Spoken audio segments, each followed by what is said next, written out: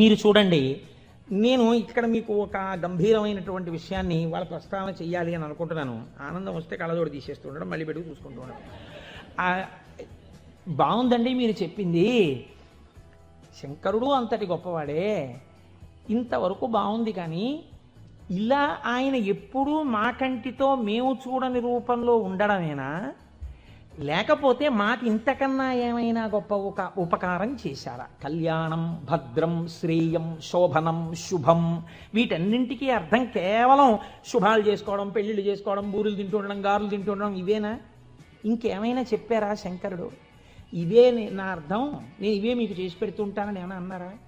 దీన్ని మీరు చాలా జాగ్రత్తగా గంభీరంగా పట్టుకోవాలి. మీరు ఇది పట్టుకునే ప్రయత్నం చేస్తే శివపురాణం విషయంలో మీకు ఒక గొప్ప అవగాహన ఏర్పడిపోతుంది. కాబట్టి చెవులు రిక్కించి చాలా జాగ్రత్తగా వినే ప్రయత్నం చేయండి. కదిలినటువంటి శివుని యొక్క స్వరూపాన్నే నటరాజమూర్తి అని పిలుస్తాం. ఎదర వ్యాఖ్యానం పురాణంలో వస్తుంది, అప్పుడు నేను నటరాజ తత్వం గురించి, చిదంబరం గురించి చెప్తాను. అప్పుడు విందురు కానీ ఇప్పటికొకటి తెలుసుకోండి, తనలో తాను రమించిపోతున్నటువంటి శివుడు అలలు లేని సరస్సు. కాబట్టి తనలో తాను రమిస్తుంటాడు, కదలిక ఉండదు. ఇప్పుడు అదే శివుడు సృష్టికర్త, స్థితికర్త, ప్రళయకర్తగా ఉన్నాడు అనుకోండి, కదులుతూ ఉంటాడు. ఈ కదిలినప్పుడు నటరాజు నాట్యం చేస్తుంటాడు.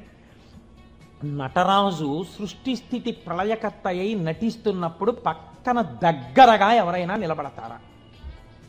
నిలబడి అలా చూస్తూ సంతోషపడిపోయే వాళ్ళు ఎవరైనా ఉన్నారా నటరాజుని? శ్రీ మహావిష్ణువు అంతటి వారు అసుర సంధ్య వేళలో మధ్యలో వాయిస్తూ ఉంటారు, శంకరుడు నాట్యం చేస్తుంటే.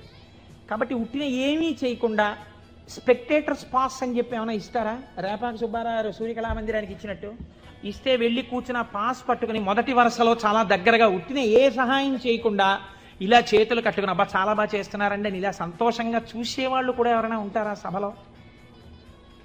అంటే శాస్త్రం అంది ఇద్దరున్నారు, ఇద్దరే చూస్తారు. అలాగా మిగిలిన వాళ్ళందరూ నటరాజ తాండవమునందు సహాయం చేస్తుంటారు. ఆ ఇద్దరు ఎవరో తెలుసా? ఒకరు వ్యాఘ్రపాదుడు, ఒకరు పతంజలి. వీళ్ళిద్దరే చూస్తూ ఉంటారు. వ్యాఘ్రపాదుడి యొక్క శరీర అధోభాగం పులిగా ఉంటుంది, పతంజలి యొక్క శరీర అధోభాగం పావుగా ఉంటుంది. పతంజలి ఆదిశేషుని యొక్క అంశ. ఈ పతంజలి వ్యాకరణానికి మహాభాష్యం చేశారు. ఈ పతంజలి 1000 నాలుకలతో సమాధానం చెప్పేవారు. ఒకానొకసారి ఈ పతంజలి మహర్షి దగ్గరికి 1000 మంది శిష్యులు వచ్చి, అయ్యా మీ దగ్గర మేము వ్యాకరణం నేర్చుకోవాలనుకుంటున్నామని అడిగారు. పతంజలి మహర్షి అన్నారు, సరే మీకు 1000 మందికి నేను నేర్పుతాను ఏకకాలంలో. ఎవరు ఏ స్థాయిలో ఉన్నారో ఆ స్థాయిలో పాఠం చెప్పేస్తాను. మీకు ఉదాహరణకి వ్యాకరణం అంటే కొద్దిగా సంగీతంతో పోల్చండి. కొద్దిగా అమరిక కోసం సంగీతం నేర్పేటప్పుడు బాగా కీర్తనల్లోకి వచ్చేసిన వాళ్ళకి, ఇంకా సరిగమ పదనిసల్లో ఉన్న వాళ్ళకి, from the lowest string to the highest string కలిపి కూర్చోపెట్టి సంగీతం నేర్పడం కుదరదు. ఎందుకనంటే ఎవరికి వాళ్ళకే టైం ఉండాలి, వాళ్ళ స్థాయికి తగినట్టు వాళ్ళకి చెప్తూ ఉండాలి. వ్యాకరణ మహాభాష్యం చెప్పేటప్పుడు 1000 మంది 1000 రకాలైన ప్రశ్నలు వేస్తారు. 1000 మందికి ఒకేసారి జవాబు చెప్పాలి. కాబట్టి ఇప్పుడు తాను ఎలా చెప్పాలి? తాను ఆదిశేషుడు కనుక శేషాంశతో చెప్పాలి, 1000 నాలుకలతో చెప్తాను. కానీ 1000 నాలుకలతో చెప్పినప్పుడు ఒక ప్రమాదం ఉంది. శేషాంశతో ఉంటాను, దానిలో విషపు గాలి కూడా వస్తుంది, ఎదురుగుండా కూర్చున్నవాడు బూడిదైపోతాడు. కాబట్టి తెర అడ్డం కడతాను. ఇది చిదంబరంలో జరిగిందండి యథార్థంగా. నేను ఒక తెర అడ్డం కట్టి లోపల నేను కూర్చుంటాను, మీరు బయట కూర్చోండి. మీరు ప్రశ్నలు అడుగుతూ ఉండండి, నేను చెప్పేస్తుంటాను 1000 నాలుకలతో. ఒక్క నియమం, 1000 నాలుకలతో నేను కష్టపడి 1000 మంది శిష్యులకు సమాధానం చెప్పడానికి కూర్చుని ఉండగా ఎవడైనా సరే నేను పాఠం పూర్తయిందనే లోపల లేచి వెళ్ళిపోతే వాడు బ్రహ్మరాక్షసుడైపోతాడని చెప్పి శాపం పెడుతున్నానన్నారు. 1000 మంది శిష్యులు కూర్చున్నారు. కొంతమందికి అసలు ప్రారంభంలోనే అనుమానాలు ఉంటాయి, అలాంటి వాళ్ళు కూడా ఉంటారు. ఇప్పుడు ఇది మోక్షద్వారం, ఇందులో దూరితే మోక్షం వస్తుంది అన్నాం అనుకోండి, ఇది ఎవరు పెట్టారండి అంటాడు వెంటనే వాడు వచ్చి. అసలు ముందు తెలుసుకోవడం కన్నా అనుమానాలు ఎక్కువ, అక్కడే పతనం ప్రారంభం.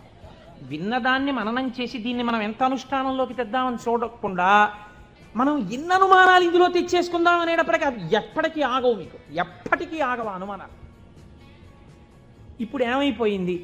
ఇందులో ఒకటికి అనుమానం వచ్చింది, ఏటో వెళ్ళిపోతే బ్రహ్మరాక్షసుడు అంటున్నాడు, ఈ మాట వినగానే అసలు నాకు తోచడం మానేసింది, అసలు ఈయన మొదలెట్టే లోపలే కాసేపు బయటికి వెళ్ళి తిరిగి వస్తే మనశ్శాంతిగా ఉంటుంది, పాఠం మొదలెట్టే లోపల వచ్చేద్దామని ముందే వెళ్ళిపోయాడు ఆయన. పాఠం మొదలెట్టేటప్పటికి వద్దాం కాస్త మనశ్శాంతి వస్తుంది, లేకపోతే ఈయన ఏమిటో లోపల నేను 1000 నాలుకలు అంటున్నాడు, తెరత్తకూడదు అంటున్నాడు, ఓరు నాయనో ఇదంతా ఏ గొడవగా ఉంటుందో, వెళ్ళిపోతే బ్రహ్మరాక్షసుడు అంటాడు, ముందే కాస్త తిరిగి వస్తే, అలా తిరిగి వచ్చేస్తే కాస్త మనశ్శాంతిగా ఉంటుంది, అప్పుడు వచ్చి కూర్చుందాం పాఠానికని ముందే వెళ్ళిపోయాడు. అంటే ఎలా ఉంటారో చూడండి లోకం. ఇప్పుడు పతంజలి వ్యాఖ్యానం మొదలుపెట్టారు, 1000 నాలుకలతో చెప్పేస్తున్నారు ఆయన పాఠం. ఒక ఆయనకి అనుమానం వచ్చింది, ఏమిట్రా 1000 మంది అడుగుతున్నాం, 1000 మందికి చెప్పేస్తున్నాడు సమాధానాలు, ఎలా చెప్తున్నాడు రా ఈయన, తెరడ్డం కట్టాడు, నేను చెప్తాను లేండి అన్నాడు, నిజంగా అసలు ఎలా చెప్పగలుగుతున్నాడో ఒక్కసారి చూద్దామని. చూడండి, సేవ చేస్తున్నారు పరమాత్మకి అని తెరడ్డం పెడితే ముందు వరుసలో కూర్చున్నవాడు తెరెత్తి చూస్తుంటాడు, ఎంత తప్పది అంటే అది కూడా భక్తి. కాబట్టి అలా ఆ పతంజలి అటు కూర్చుని ఉండగా ఒక శిష్యుడు ఏం చేశాడంటే మెల్లిగా తెరెత్తాడు, తెరెత్తి చూశాడు. చూసేటప్పటికి విషపు గాలి వాడు ఒక్కడి మీదకే పెడుతుందా, ఈ 999 మంది బూడిదైపోయాడు. అట్నుంచి ప్రశ్న ఆగిపోయింది. ఆగిపోగానే పతంజలికి అనుమానం వచ్చింది, ఏదో జరిగిందని ఆయన పాఠం ఆపి లేపి తెర తీసి చూశాడు, బూడిద రాసులు ఉన్నాయి. అరేరే చచ్చిపోయారా 1000 మంది అనుకున్నారు. ఇంతలో పాఠం వినడానికి కొంచెం మనశ్శాంతితో వద్దామన్నవాడు వచ్చాడు. నువ్వు ఎక్కడికి వెళ్ళావురా అని అడిగారు ఆయన. అది నేను చెప్తాను కానీ వీళ్ళు ఏంటంటే 999 బూడిద కుప్పలు ఏమిటండి అన్నాడు వాడు. వాడు బుర్ర మరీ పాడైపోయాడు. ఆయన అన్నారు, కంగారు పడకు, నేను ముందే చెప్పాను కదా తెరద్దని, ఎవడో ఎత్తాడు, బూడిదైపోయారు. నువ్వు మాత్రం ఒక్క శిష్యుడు మిగిలావురా, మీకు 1000 మందికి పాఠం చెప్తానన్నాను, కనీసం ఒక్కడే మిగిలావు, నీకు చెప్తాను పాఠం అన్నారు. వాడు అడిగిపోయాడు, అయ్యి బాబోయ్ పాఠమే అని. ఇప్పుడు పతంజలి అన్నారు, నీకేం చెప్పను, కంగారు పడకు, నీకు నేను అనుగ్రహించేస్తున్నాను, నీకు వ్యాకరణం అంతా భాషించేసింది, నీకు వచ్చేసింది వ్యాకరణ భాష. వింధ్య పర్వత శిఖరాల దగ్గర నిలబడ్డాడు. వింధ్య పర్వతానికి కిందకి దక్షిణ దేశం, పైకి ఉత్తర దేశం. పూర్వం ఔత్తరాహులు అంటే ఉత్తర దేశంలో వాళ్ళు వ్యాకరణం నేర్చుకోవడానికి దక్షిణానికి చిదంబరం వెళ్ళేవారు, చిదంబరం నుంచి ఉత్తరం పాటలీపుత్రానికి వెడుతుండేవారు. అవంతి వెళ్ళడం కూడా ఉండేది ఉజ్జయిని. కాబట్టి ఆయన అక్కడ కూర్చుని పోయారు, పెద్ద రావి చెట్టు ఎక్కి కూర్చున్నాడు. బ్రహ్మరాక్షసుడు కదా, బాగా వ్యాకరణం వచ్చింది, అందుకని ఇటుగా వస్తున్న వాళ్ళని ఆపేవాడు. ఆ రోజుల్లో వ్యాకరణం నేర్చుకోవాలి అంటే, ఆ రోజుల్లో ఏంటి యథార్థం అంతే, వ్యాకరణం నేర్చుకోవాలి అన్నా, వేదం నేర్చుకోవాలి అన్నా ఉపనయనం చేసుకోవాలి. ఉపనయనం చేసుకుని గాయత్రీమాత యొక్క అనుగ్రహాన్ని పొందితే తప్ప వేదం చదవడానికి కానీ వ్యాకరణం చదువుకోవడానికి కానీ అర్హత ఇచ్చేవారు కాదు. కాబట్టి ఇప్పుడు ఈయన ఉపనయనం అయిపోయినటువంటి బ్రహ్మచారులు ఎవరైనా వ్యాకరణం నేర్చుకోవడానికి ఎడుతుంటే వాళ్ళని ఆపుతుండేవాడు. ఆపుతూ వ్యాకరణ సంబంధమై పతంజలికి మాత్రమే తెలుసున్న ఒక గంభీరమైన లోతైన ప్రశ్న అడుగుతుండేవాడు. పచ్చనేటటువంటి ధాతువు మీద త అనబడేటటువంటి నిష్ఠా ప్రత్యయం కలిస్తే పచధాతువునకు నిష్ఠలో రూపం ఏ రకంగా వస్తుంది అని అడిగేవాడు. సాధారణంగా వ్యాకరణంలో దీన్ని తెలియని వాళ్ళు ఏమంటారంటేట పక్వం అంటారట. వెంటనే పక్వం అనగానే ఆయన అనేవాడు, బాగా పక్వం అయ్యావురా ఈ జవాబు చెప్పని నోట్లో పడేసుకునేవాడు. పక్వం అంటే బాగా రుచిగా వండబడ్డాడు అని. ఇప్పుడు నువ్వు పక్వం అయ్యావు అని తినేసి మళ్ళీ చెట్టెక్కి కూర్చునేవాడు. ఇలా చాలామంది బ్రహ్మచారుల్ని తినేసాడు. తినేసి కూర్చుంటే గగ్గోలు పెట్టడం మొదలెట్టారు. ఈ బ్రహ్మచారి ఎవడో అక్కడ కూర్చున్నాడు, బ్రహ్మరాక్షసుడు, వాడు వ్యాకరణ సూత్రం అడిగి తినేస్తున్నాడు. పతంజలి మహర్షి చూశారు, అయ్యయ్యో వీడికి నేను యోగ్యుడైన వాడికి చెప్పరా అంటే వీడికి ప్రశ్న అడిగి తినేస్తున్నాడు, వీడికి నేనే వెళ్ళి శిష్యుడుగా మళ్ళీ వీడి దగ్గర నేర్చుకుని వీడిని ఉద్ధరించాలి అని చంద్రశర్మ అన్న పేరుతో బ్రాహ్మణుడయ్యి ఆయన వచ్చారు. ఆయన వస్తూ ఉంటే ఈయన ఆపాడు. ఆపి మళ్ళీ ఈ ప్రశ్న అడిగాడు. అడిగితే ఆయన అన్నారు, అది వ్యాకరణం అంతా రా అన్నాడు. కానీ ఉపాధి బ్రహ్మరాక్షస ఉపాధిలో ఉన్నాడు కాబట్టి ఆయన ఎక్కడ నేర్పుతానన్నాడు, స్కూల్లోనూ అక్కడ నేర్పను, రావి చెట్టు మీద కూర్చుని నేర్పుతాను రా, ఎందుకంటే శివాలయంలో నేర్పాలి వ్యాకరణం. పూర్వం వ్యాకరణ మంటపాలని శివాలయాల్లో ఉండేవి, అక్కడే నేర్పాలి. కాబట్టి నీకు నేను రావి చెట్టు మీద నేర్పుతాను. రావి చెట్టు మీద కూడా ఎక్కడ, చిటారి కొమ్మ మీద కూర్చుని నేర్పుతాను, అక్కడ కూర్చో, ఎక్కడ పడిపోతానో అని కునుకు రాకుండా బాగా వింటావు. చెప్పేవాడు బ్రహ్మరాక్షసుడు, చెప్పేది చిటారి కొమ్మ మీద రావి చెట్టు మీద. టైం ఇవ్వను, ఉత్తర క్షణం అడ్మిషన్ ఇచ్చేసాను నీకు, రా ఎక్కేద్దాన్ని చెట్టాను.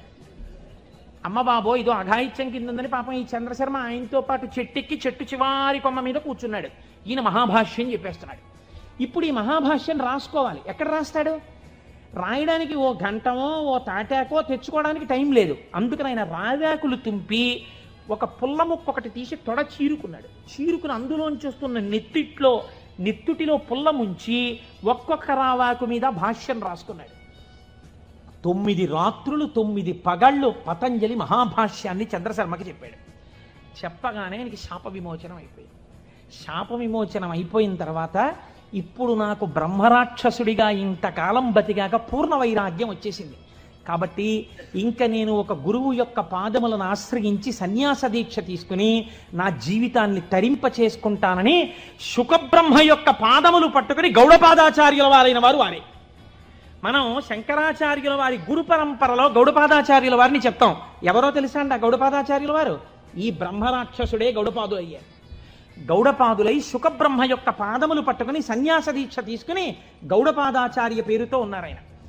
ఈ చంద్రశర్మ ఈ రావేకుల మీద రాసుకున్న మహాభాష్యం అంతా ఓ బట్టలో మూట కట్టాడు. మూట కట్టుకుని వెళ్ళిపోతున్నాడు ఆయన. వెళ్ళిపోతుంటే పాపం 9 రాత్రులు 9 పగళ్ళు నిద్ర లేదు. అడవిలో ఒక చోట మూట తల కింద పెట్టుకుని నిద్రపోతున్నాడు. ఎక్కడి నుంచో మేక వచ్చింది. ఇవేవో రావేకులు బాగానే ఉన్నాయని ఆ మూటలో మూతెట్టి లాగేసి కొన్ని ఆకులు తినేసి, ఇప్పుడు ఆ వ్యాకరణంలో ఉన్న మహాభాష్యంలో పోయిన ఆకుల్ని ఏమని పిలుస్తారో తెలుసా అండి? అజభక్షిత భాష్యము అని పిలుస్తారు. మేక చేత తినబడిన భాష్యం అని పేరు దానికి. అది మేక తినేసి మిగిలిన మూట కట్టుకుని అడవిలో పడుకుంటే ఇబ్బందిగా ఉందని ఆయన ఒక ఊరిలోకి వచ్చి ఒక వైశ్యుడి ఇంటి అరుగు మీద పడుకుని నిద్రపోయారు. 9 రాత్రులు 9 పగళ్ళు అన్నం లేదు, నిద్ర లేదు. శరీరం శోషించిపోయింది, నిద్ర లేదు. ఇంకా ఎంత గాఢ నిద్ర పట్టేసిందంటే ఆకలి కూడా చూసుకోకుండా నిద్రపోతున్నారు. ఆ వైశ్యుడికి ఒక కన్యారత్నం ఉంది. ఆ అమ్మాయి చూసి ఈయన నిద్దట్లోనే మరణిస్తాడేమో అని బెంగపెట్టుకుని ఒక గొప్ప వైద్య చికిత్స చేసింది. ఇప్పుడు మనం ఆ సిలైన్లు అవి ఎక్కించాలంటే శరీరానికి సూదితో పొడిచి ఎక్కిస్తాం. మన ఆయుర్వేద శాస్త్రం అలా ఒప్పుకోలేదు. ఎందుకంటే పతంజలి 3ంటికి వ్యాఖ్యానం ఇచ్చారు. మనస్సు, వాక్కు, కాయము. మనస్సు కోసమని యోగ సూత్రాలు ఇచ్చారు ఆయన, వాక్కు కోసం వ్యాకరణం ఇచ్చారు. అలాగే మనస్సు, వాక్కు, కాయము, శరీరం ఆరోగ్యంగా ఉండడానికి చరకుడి యొక్క ఆయుర్వేద సూత్రాలకి భాష్యం చేశారు ఆయన. 3ంటికి భాష్యం ఇచ్చారు. ఆ పిల్ల వైద్య శాస్త్రంలో దిట్ట. ఈ అమ్మాయి ఏం చేసిందంటే పెరుగన్నం బాగా మెత్తగా కలిపేసి ఈ పెరుగన్నాన్ని తీసుకొచ్చి ఒంటి నిండా పూసేసింది ఈ బ్రాహ్మణ పిల్లవాడికి, ఈ చంద్రశర్మకి. పెరుగన్నం తొందరగా రోమరంధ్రాల్లోంచి లోపలికి వెళ్ళిపోతుంది. అది లోపలికి వెళ్ళిపోయి ఈ పిల్లవాడికి బలం వచ్చింది. బలం వచ్చి 9 రోజుల భోజనం లేని స్థితి నుంచి శక్తిని పొందాడు. శక్తిని పొంది తెలివచ్చి అమ్మయ్యా బడలికా పోయింది, సత్తువా వచ్చిందని ఆ మూట చూసుకున్నాడు. మూట ఉంది, మూట పట్టుకుని వెళ్ళిపోతుంటే వైశ్యుడు ఎదురొచ్చాడు. ఏమయ్యా నిన్ను మా అమ్మాయి ఎందుకు బ్రతికించుకుందో తెలుసా? నీ చూడచక్కని రూపాన్ని చూసి బ్రతికించుకుంది. నువ్వు మా అమ్మాయిని పెళ్లి చేసుకోవాలన్నా. ఇదేమిటయా నాకు వైరాగ్యం వచ్చింది, నేనేదో సన్యాసం తీసుకుందామని వెళ్ళిపోతున్నాను, నువ్వు మీ అమ్మాయిని పెళ్లి చేసుకోమంటావేంటి? నేను చేసుకోనన్నారు ఆయన. వెళ్ళిపోతుంటే ఇలా కాదు, నువ్వు ఇంత ఉపకారం పొంది నా కూతురు మనస్సు భగ్నం చేసి వెళ్ళిపోతున్నావు కాబట్టి మనం రాజు దగ్గరికి వెళదాం తీర్పుకి పదన్నారు. సరే పద అయితే అన్నారు. చంద్రశర్మ వైశ్యుడు ఇద్దరు రాజుగారి అంతఃపురంలోకి వెళ్ళారు. రాజుగారు అంత దూరం నుంచి పిల్లాడిని చూశారు. చూసి ఎందుకు వస్తున్నాడో తర్వాత అడుగుదాం కానీ ఎంత బాగున్నాడో ఈ పిల్లాడిని దగ్గరికి రాగానే నాకు ఒక్కతే కూతురయ్యా, నీకు ఇచ్చి పెళ్లి చేసి సింహాసనం మీద కూర్చోపెడదాం అనుకుంటున్నాను, నువ్వు మా అమ్మాయిని పెళ్లి చేసుకోవాలన్నారు. రాజాజ్ఞ, కాదంటే కుత్తుకు తీసేస్తాడు. అయ్య బాబోయ్, ఒక పిల్లే వద్దనుకుంటే 2 పిల్లలు చుట్టుకున్నారేమిటండి నాకు అని ఈయన చెప్పేలోగానే మంత్రిని పిలిపించి ఈ పిల్లాడు ఎలా ఉన్నాడు అల్లుడిని చేసుకుందాం అనుకుంటున్నానన్నారు. ఆహాహా, ఏమి తేజోమూర్తి అండి ఇలాంటి వాడు. ఉత్తరోత్తర సింహాసనం మీద కూర్చుంటే మన రాజ్యానికి ఇంకా ఎదురుండదు, తప్పకుండా పిల్లనిచ్చేయండి అన్నారు. 2 పిల్లల్ని ఇచ్చి పెళ్లి చేసేస్తామన్నారు. అసలు నా గోడు వినేవాళ్ళు లేడు మహాప్రభో, నేను వైరాగ్యం ఉందిరా నాకు పిల్లలొద్దు పెళ్ళొద్దంటే 2 తయారయ్యారు ఏమిటి? నాకు పైగా రాజభోగం కూడా వచ్చింది. వద్దన్న వాడికి ఐశ్వర్యం, వద్దన్న వాడికి నమస్కారాలు, పెట్టండి అన్నవాడికి పెట్టేవాడు ఒకడు అని ఆయన బాధపడుతుంటే మంత్రి గారు ప్రాజ్ఞుడు ఆయన అన్నాడు, ఏమండి బ్రాహ్మణుడు బ్రాహ్మణేతరులను వివాహం చేసుకోవాలంటే ముందు బ్రాహ్మణ కన్యను చేసుకోవాలి. కాబట్టి ఉత్తమ కుల సంజాత అయిన ఒక బ్రాహ్మణ పిల్లని తెచ్చి ముందు పెళ్లి చేసి తర్వాత వీళ్ళిద్దరిని చేసేద్దాం అన్నారు. ఓహో, 2 ముగ్గురు కూడా అయ్యారేమిటి అనుకున్నాడు ఆయన. ముందు ఆయన గోడు వినేవాడు లేడు. బ్రాహ్మణ కాంతని తెచ్చారు, వైశ్యకాంతని తెచ్చారు, క్షత్రియ కాంతని తెచ్చారు, తాళి కట్టేవాడు. ఆయన అన్నాడు, మీరు ఎలాగో ఇప్పుడు పెళ్ళొద్దంటే వినరు. ఆయన విండు, ఈయన విండు, ఈయన విండు. ఒక్క ఉపకారం చేయండి, మీకు నా తేజస్సు చూసి పొంగిపోతున్నారు కదా, మీ ముగ్గురి కుమార్తెల యందు నేను సంతానమును పొందుతాను. ముగ్గురికి కొడుకులు పుట్టగానే నేను సన్యాసానికి వెళ్ళిపోవడానికి నాకు అనుమతి ఇవ్వాలన్నాడు. తప్పకుండా అలాగే ఇస్తా ఉన్నారు. ముగ్గురిని పెళ్లి చేసుకున్నాడు. ముగ్గురి యందు కుమారుల్ని కన్న తర్వాత సన్యాసం పుచ్చుకుందామని వెళ్ళిపోయాడు ఈ చంద్రశర్మ. వెళ్ళిపోయినటువంటి వాడు వెళ్ళి వెళ్ళి వెళ్ళి వెళ్ళి ఎవరు ఇతపూర్వం బ్రహ్మరాక్షసుడి రూపంలో ఉండి తనకి మహాభాష్యమంతా చెప్పి సన్యాసం తీసుకుని శుకబ్రహ్మకి శిష్యుడిగా ఇవాళ గౌడపాదాచార్య స్వామి వారిగా ఉన్నారో ఆయన దగ్గరకే వెళ్ళి, అయ్యా నాకు సన్యాసం ఇవ్వండి అని అడిగాడు. నీకు గోవిందపాదాచార్య నామంతో సన్యాసం ఇస్తున్నానని సన్యాసం ఇచ్చి, సన్యాసనామం గోవిందపాదాచార్య. ఆయనకి సన్యాసం ఇచ్చి ఒక మాట చెప్పారు, నువ్వు నర్మదా నదీ తీరంలో ఈ రావి చెట్టు దగ్గర ఈ గుహలోనే కూర్చో. రాబోయే కాలంలో భారతదేశంలో 72 అవైదికమైన మతములు ప్రవేశిస్తాయి. 72 అవైదికమైన మతములను తన వాగ్జరితో కొట్టిపారయ్యగలిగినటువంటి ఒక మహాపురుషుడిగా పరమశివుడే శంకరాచార్య స్వామిగా ఆవిర్భవించబోతున్నాడు. ఆ శంకరాచార్యుల వారికి సన్యాసనామాన్ని ఇచ్చి తత్వోపదేశం చెయ్యడానికి నువ్వు గురువుగా ఉందువని కూర్చోబెట్టారు. ఆ చంద్రశర్మే గోవిందపాదాచార్య స్వామి. ఆ గోవిందపాదాచార్య స్వామి శిష్యులే మన శంకర భగవత్పాదాచార్య స్వామి. ఇది గౌడపాద, గోవిందపాదాచార్య, శంకరాచార్య గురు పరంపర.